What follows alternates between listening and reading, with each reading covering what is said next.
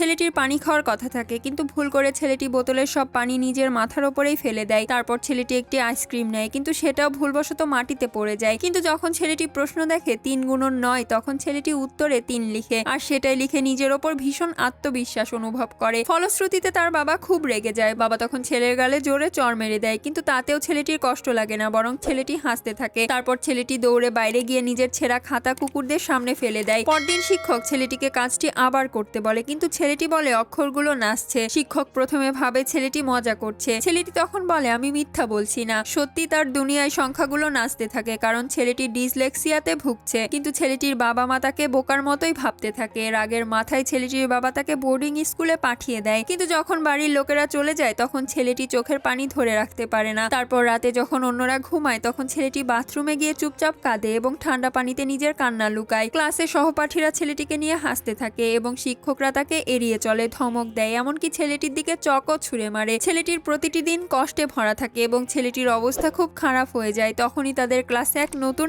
Art শিক্ষক আসে। শিক্ষক এসে ক্লাসে গান গায় এবং নাচে, তাই সব ছাত্রছাত্রী তাকে খুব পছন্দ করতে শুরু করে। একদিন শিক্ষক খালি কাগজ বিলি করে এবং সবাইকে বলে, যা খুশি আঁকো, ফ্রি ড্রয়িং। সবাই তখন আঁকতে ব্যস্ত, কিন্তু ছেলেটির কাগজটা ফাঁকা থাকে। শিক্ষকের চোখে সেটা পড়ে, তবুও শিক্ষক ছেলেটিকে বকাঝকা করে না। পরের দিন শিক্ষক ছেলেটির সহপাঠীদের সঙ্গে কথা বলে এবং অবশেষে জানতে পারে ছেলেটি ডিসলেক্সিয়াতে ভুগছে। সেদিন শিক্ষক ক্লাসে একটি গল্প শোনায় যে একটি বাচ্চা ছিল যে পড়াশোনা ঘৃণা করত এবং তার বই ছিঁড়ে ফেলতো, পেন্সিল ভেঙে ফেলতো। শিক্ষক তখন জিজ্ঞেস করে, জানো এই বাচ্চাটি কে ছিল? তখন সবাই হেসে ওঠে এবং ছেলেটি ভয় পেয়ে যায় যে গল্পটি তার জীবনের মতোই লাগছে, কিন্তু উত্তর হলো আইনস্টাইন। ছেলেটি তখন অবাক হয়ে যায়। শিক্ষক বলে, কিছু মানুষ পৃথিবীকে অন্যভাবে দেখে, এটাও এক ধরনের অসাধারণ ক্ষমতা। ছেলেটি মন দিয়ে শুনতে থাকে এবং বহু দিনের পর প্রথমবার হাসে। সেদিন থেকেই শিক্ষক প্রতিদিন ছেলেটিকে আঁকা এবং লেখা শেখাতে শুরু করে। ধীরে ধীরে ছেলেটি কিছু শব্দ লিখতে থাকে এবং তার হাসি আরো উজ্জ্বল হয়ে ওঠে। শিক্ষক ছেলেটিকে প্রিন্সিপালের কাছে সুপারিশ করে যাতে সে আর্ট প্রতিযোগিতায় অংশ নিতে পারে। শেষ পর্যন্ত ছেলেটি একটি অসাধারণ চিত্র এঁকে জমা দেয়। তখন ছেলেটি প্রথম স্থান অধিকার করে এবং পুরো স্কুলের সামনে দাঁড়ালে সবাই তাকে করতালি দিয়ে সাহস দেয়। ছেলেটি তখন তার শিক্ষককে জোরে জড়িয়ে ধরে, কারণ সেই শিক্ষকই ছেলেটির জীবন পাল্টে দিয়েছে। তাই বলা হয়, যখন একটি দরজা বন্ধ হয় তখন আরেকটি দরজা অবশ্যই খুলে যায়। পরের ভিডিওটি দেখার জন্য প্লিজ সাবস্ক্রাইব।